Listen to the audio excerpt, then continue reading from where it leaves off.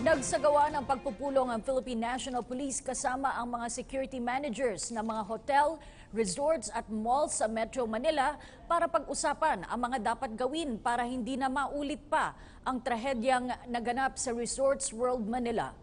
May ulat si Eunice Samonte mula Campo Crame. Live, Eunice.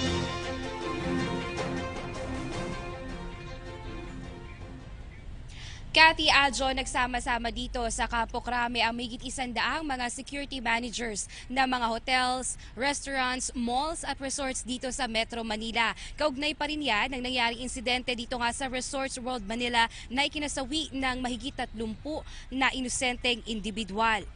Ang coordinating conference ngayong araw ng PNP SOSIA o ang Supervisory Office for Security and Investigative Agencies ay batay na rin umano sa utos ni PNP Chief Police Director General Ronald Bato de la Rosa. Ito ay upang mapag-usapan ang mga dapat pang gawin para hindi na maulit ang nangyaring trahedya sa Resorts World Manila.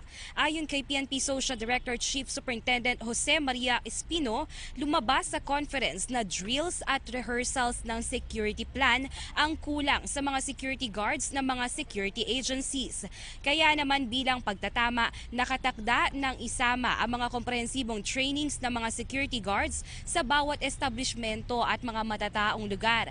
Nilinaw rin ng PNP na bagamat ongoing pa rin ang investigasyon na pag-alaman umano na sumusunod naman ang Resorts World Manila sa mga security measures. Kumpleto rin umano ito sa mga robbery drills, fire, earthquake drills at mga disaster drills. Ngunit ang problema dito ay ang execution ng planong ito sa aktwal na panahon ng sakuna gaya ng nangyari. Dalawa kasi, Aljo, Cathy, ang nangyayari sa ngayon ng pagkukulang ng NC Lanting Security Agency at ng Resorts World Manila. Una nga dyan ay yung iisa lamang na security guard sa entrance ng casino. Base kasi sa regulasyon ng SOSIA, dapat dalawa lagi ang security guard na nag-check sa bawat entrance at exit ng mga hotels. At ang pangalawa namang pagkakamali nito, hindi umano sumunod sa tamang uniforme ang mga security guard ng Resorts World.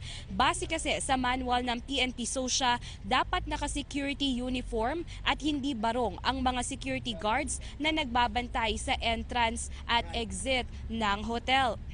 Kaya naman bilang mahalagang aral na natutunan sa pangyayari, kabilang na nga sa mga ipinatutupad ngayon dito sa security agencies ay ang refreshment ng mga courses ng mga security guards on a monthly basis. Ibig sabihin, ayon kay Espina, dapat buwan-buwan ay nire-review at may physical practice ang mga security guards upang lagi itong maging handa anumang oras ng sakuna. Ire-require na rin umano nito ang sa bawat mga establishmento at hotel ng managements na mag-submit ito ng security plans na kung dati-rati ay hindi sila required.